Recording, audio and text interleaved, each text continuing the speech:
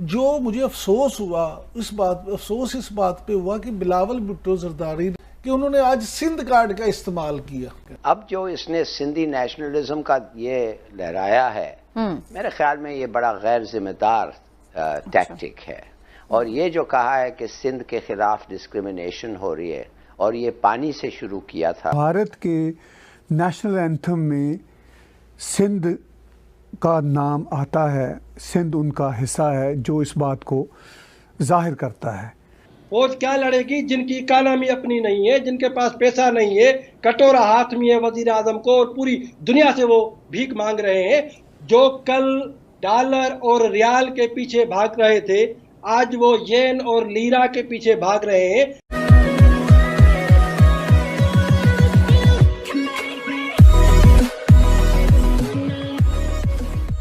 नमस्कार दोस्तों, आप सब जानते हो कि बिलावल भुट्टो जरदारी, जो इसको पाकिस्तान का पप्पू भी कहा जाता है, अब उन भाई साहब ने सिंधु देश की एक मुहिम के बारे में बात कर दिया, या फिर कहे कि सिंधु देश एक अलग देश के बारे में बात कर दिया। अब आपको अगर ना पता हो तो मैं एक चीज़ आपको बता दूं कि बिलावल भुट्टो की जो पार्टी है उसका अच्छा खासा प्रेजेंस, मतलब सबसे ज़्यादा प्रेजेंस उसका सिंध में है, जो पाकिस्तान का एक सूबा है, पाकिस्तान का एक स्टेट है। दूसरी भी पार्टियाँ हैं, लेकिन उनका इतना वहाँ पर उनकी इतनी स्ट्रेंथ नहीं है जितनी बिलावल की पार्टी की है। अब उनको जब इलेक्शन का टाइम होता है, या फिर मान लीजिए कि कुछ उनको भड़काना होता है, तब अपने जहाँ पर सबसे ज़्यादा अपनी स्ट्रेंथ है, जहाँ पर अपना सिक्का ज़्यादा चलता है, वहाँ पर जाकर इस टाइप की हरकतें करते हैं। लेकिन यहाँ पर उन्होंने ये बात सही बोली है कि भाई आज नहीं तो कल देखिए, जब बलूचिस्तान अलग होगा, जब इंडिया पीओके लेगा, तब बलूचिस्तान भी अलग होगा, तब सिंधु देश भी बनेगा, और खैबर वाला जो एरिया है वो भी अलग बनेगा। और आज का जो पाकिस्तान का पंजाब है ना, वही पाकिस्तान बना रहेगा, मतलब वो छोटा स्टेट। और बहुत बुरे हालात होने वाले हैं उस समय पर। अभी जो है ना, वो पाकिस्तान उबल रहा है। इसी के साथ ये वीडियो शुरू करता है। जो मुझे अफसोस हुआ इस बात पे हुआ कि बिलावल भुट्टो जरदारी ने आज तस्लीम कर लिया कि उनकी पार्टी सिर्फ सिंध की पार्टी है। अच्छा, वो इस तरह से कि उन्होंने आज सिंध कार्ड का इस्तेमाल किया।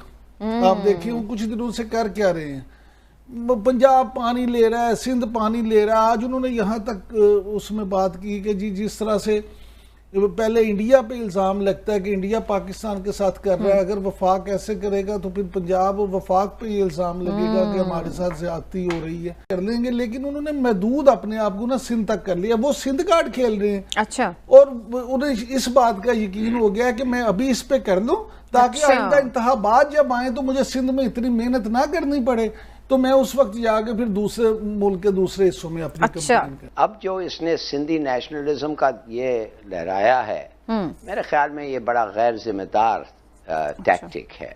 और ये जो कहा है कि सिंध के खिलाफ डिस्क्रिमिनेशन हो रही है, और ये पानी से शुरू किया था।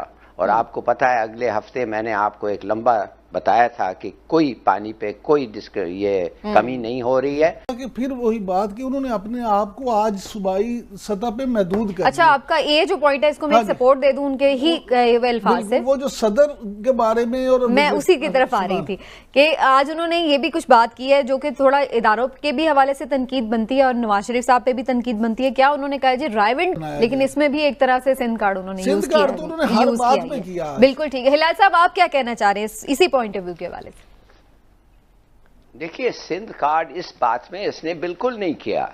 इस बात पे वो कहा है जो बिल्कुल सच है। अच्छा। आप सोचिए तो सही कि बेनजीर भुट्टो के साथ इन्होंने क्या किया था। उन्होंने इनके खिलाफ केस निकालते थे और क्या पेशी देते थे 4 सूबों में। आप एक सूबा की बात कर रहे हैं। कभी बेचारी को कहती थी लाहौर आ जाओ, कभी कहते थे कराची में आ जाओ, कभी कहते थे उधर आ जाओ।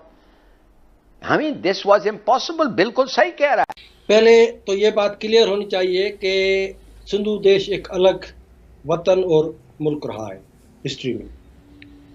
लेकिन अगर भारत सिंधु देश की आज़ादी के लिए जिस तरह बंगाल में उन्होंने किरदार अदा किया था, और इस तरह अगर वो सिंधु देश की आज़ादी के लिए किरदार अदा करता है, तो हम भारत के साथ सिंध का कॉन्फेडरेशन करने के लिए तैयार है। इसलिए ये भारत के मफाद में है कि भारत के जो इंटेलेक्चुअल्स हैं, मैं बार बार उनको अपील करता रहा हूं, जो पॉलिटिकल उनकी लीडरशिप है, उनके इंटेलेक्चुअल हैं, कि बाबा पाकिस्तान एक ऐसा मुस्तकिल नफ्सियाती और आइडियोलॉजिकल इंडिया दुश्मनी के बुनियाद पर कायम एक गैर फितरी रियासत है, जिसको जब तक तोड़ा नहीं जाएगा उस वक्त तक पाक यानी इंडिया के लिए मुस्तकिल खतरा बना रहेगा। पॉसिबिलिटी का ये नहीं कि पंजाब के पास फौज है तो हम आज़ादी नहीं ले सकते। वियतनामी बहुत छोटा सा एक मुल्क है, लेकिन जब उन्होंने वो डट गए तो दुनिया के सुपर पावर को शिकस्त दी उन्होंने। भीख मांग कर ये मुल्क चला रहे हैं, तो वो क्या लड़ेंगे? फौज क्या लड़ेगी जिनकी इकानमी अपनी नहीं है, जिनके पास पैसा नहीं है, कटोरा हाथ में है वजीर आजम को, और पूरी दुनिया से वो भीख मांग रहे हैं। जो कल डॉलर और रियाल के पीछे भाग रहे थे, आज वो येन और लीरा के पीछे भाग रहे हैं। इसका मतलब है उनके पास कुछ नहीं है। तो बड़ी फौज ताकत का वो कोई पैमाना नहीं है। फौज और हथियार अगर पैमाना होते तो सोवियत यूनियन जो बिखरता नहीं। तो इनकी बड़ी फौज ही हमारे फायदे में है।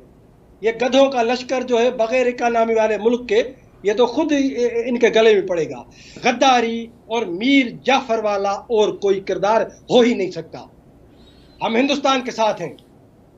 हिंदुस्तान का जो नैरेटिव है, क्योंकि चाइना बदमाशी कर रहा है, सिर्फ भारत के खिलाफ नहीं, वो पूरे यानी साउथ चाइना सी को देखें, वहां जितनी कौमें हैं वहां उन कौमों के गले भी पड़ा हुआ है चाइना।